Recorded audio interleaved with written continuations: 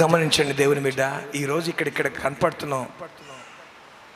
ఒక 5 ఏండ్లు ఉంటే ఎంతమంది ఉంటారో పోతారో, ఒక 10 ఏండ్లు ఉంటే ఎంతమంది ఉంటారో పోతారో, ఒక 20 ఏండ్లు ఉంటే ఎంతమంది ఉంటారో పోతారో, ఒక 50 ఏండ్లకి ఎవరు కనపడరు.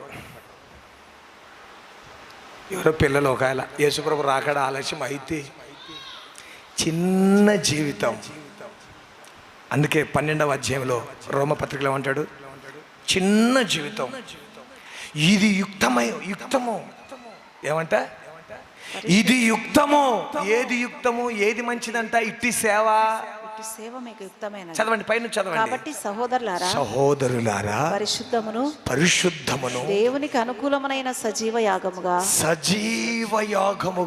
మీ శరీరంలో ఆయనకు సమర్పించుకోండి. Praise the lord.